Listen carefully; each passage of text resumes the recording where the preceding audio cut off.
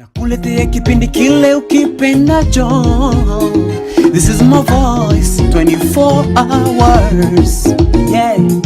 Kama wakula tusemezane machache, tuelimishane, tubadilishane mawazo. Kwa muda mfupi ambao nimeishi hapa Marekani ni kwamba kuna aina kuu tatu za ndoa ambazo ninaweza kusema kwamba ni ndoa ambazo zinakuwa zimefanyika kwa maamuzi baada ya action fulani kutokea. Inafahamika kwamba ndoa ni watu wawili.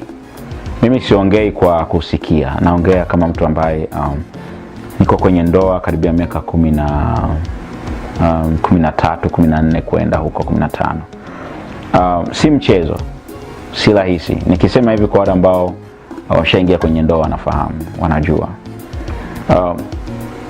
Tukizungumzia kwa hapa Marekani, tatizo la ndoa au vijana kujiingiza kwenye ndoa, moja inaweza katokana na maisha ambayo tunaishi. Alafu pili, vijana wanavyoingia Marekani wanakuwa ni wepesi sana wa kuwa na communication na hao wenzetu. Ndoa ya kwanza unaweza kujikuta umeoa kwa bahati mbaya.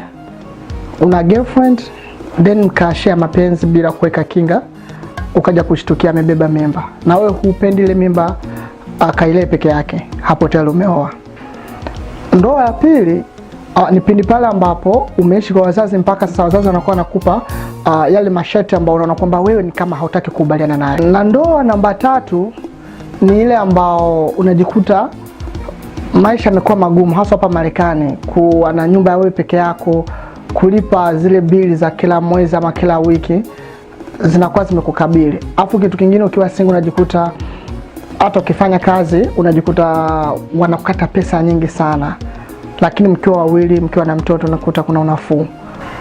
Kitu ambacho kinasababisha wajikuta wameingia huko, moja inaweza kuwa ni makundi, alafu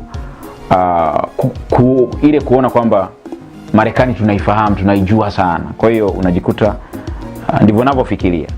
Unajikuta vijana wanajiingiza kwenye mambo hayo. Na matokeo ya hizi ndoa wakati mwingine inakuwa sio mazuri, kwa sababu unaweza kaoa mkaolewa, baada ya miezi miwili usioane na ndugu yako ambao ndo mpenzi wako, mke wako, mume wako, whatever, ukajikuta mmeshindwa kuelewana. Ndio kama kila mmoja aishi kivyake. Na kwa mvulana hii huwa inamuumiza sana, kwa sababu lazima kuna kitu kinaitwa child support. Kuna pesa ambazo atazitoa za matumizi kwa ajili ya huyo mtoto. Ukizungumzia swala la ndoa, kwa sisi ambao tuko huko, kwa mwanaume au mwanamke yeyote ambaye ameoa au ameolewa, kwa mfano wewe ni kijana ukitaka kujua nini kinaendelea huko, au kimuuliza mtu ambaye yuko kwenye kundi hilo, neno atakalo kuambia, au mimi hata ukiniuliza nitakwambia kwamba focus kwanza na ndoto zako kwanza.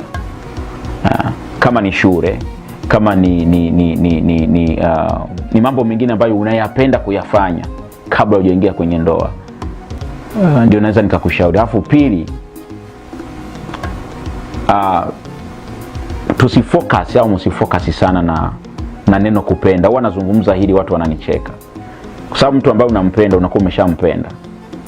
Kitu ambacho hatufanyi, hata mimi sikufanya, hata mwingine hakufanya, ni kuangalia, kufocus na mambo ambayo mtakuwa nayo huko mbele. Yaani muwe na plani kabla mjaingia kwenye ndoa. Hilo ndio naweza nikaongea kama mtu ambaye nina experience na ndoa kwa miaka yote hiyo. Tuelimishane, tubadilishane mawazo.